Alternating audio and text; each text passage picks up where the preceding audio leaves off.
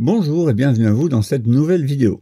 Alors, ne pas regarder le levier de vitesse. Aujourd'hui, petite technique pour regarder devant vous en changeant vos vitesses au lieu d'avoir les yeux sur le levier et donc stresser en les passant ou alors avoir peur de se tromper. Et surtout que regarder le levier de vitesse, c'est surtout vous faire des écarts de trajectoire puisque vos yeux ne regardent plus du tout la route. Et comment faire la nuit ?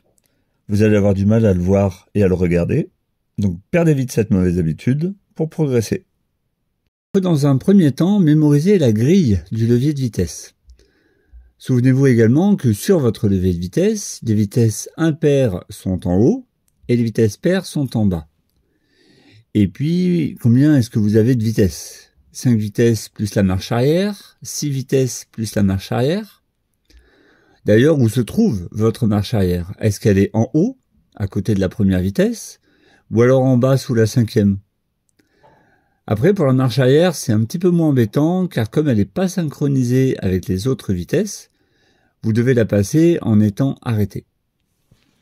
3 infos importantes pour définir en quelle vitesse vous vous trouvez. En 1, en posant sa main sur le levier de vitesse, pour savoir s'il est en haut ou s'il est en bas. Est-ce qu'il est proche ou loin de vous ?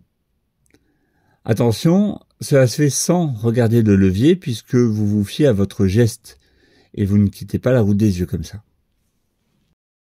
En 2, le bruit du moteur. Est-ce qu'il fait un bruit aigu parce que vous restez en accélérant trop longtemps sur la vitesse qui est enclenchée ou un bruit plutôt sourd ? En général, vous avez ralenti sans changer de rapport de vitesse et votre allure est un petit peu trop lente par rapport à la vitesse qui est enclenchée actuellement. En 3, enfin, à combien vous roulez ? 30, 50 ou 80 km/h ? Bon, faisons une petite synthèse de tout ça avant un petit exercice. Sans regarder le levier, donc en posant la main dessus, on sait s'il est en haut ou s'il est en bas. On écoute son moteur, savoir s'il fait un bruit aigu ou un bruit sourd. Et enfin, on essaie de savoir à combien est-ce qu'on roule. Alors maintenant, petit exercice. N'hésitez pas à mettre sur pause le temps d'analyser la fiche. La réponse apparaîtra au bout de 5 secondes. Petite remarque avant ça, le bruit du moteur peut être différent en fonction de votre véhicule. Certains véhicules peuvent être en sous-régime sans trop de difficultés, par exemple en 3e à 30 km/h ou 4e à 50 km/h. Ou alors que d'autres véhicules ne vont pas du tout aimer le sous-régime, ça peut arriver. Comme je l'explique dans une autre vidéo qui arrive bientôt sur la manipulation du levier de vitesse, à la base de cela, il y a le geste. Si vous faites le bon geste, vous savez quelle vitesse vous avez enclenché. Première fiche. Donc en posant la main sur le levier de vitesse et qu'il est vers le bas. Mon moteur commence à faire du bruit, donc un bruit aigu, et je roule aux alentours des 50 km/h. En quelle vitesse est-ce que je suis ?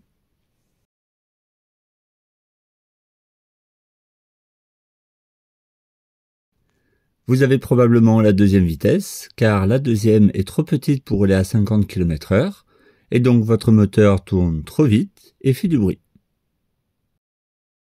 Deuxième fiche. Donc en posant la main sur le levier de vitesse et qu'il est vers le haut. Mon moteur fait un bruit un peu sourd, donc voire même des vibrations, et je roule aux alentours des 25 km/h. En quelle vitesse est-ce que je suis ?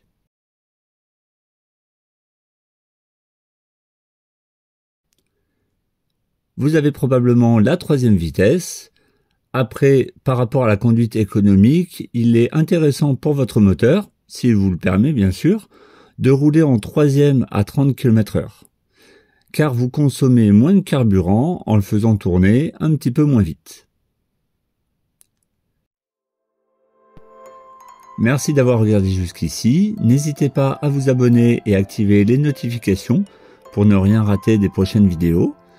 Si vous avez des soucis sur des sujets en particulier, faites-le moi savoir en commentaire pour que je puisse aborder le sujet dans une prochaine vidéo. Allez, à bientôt!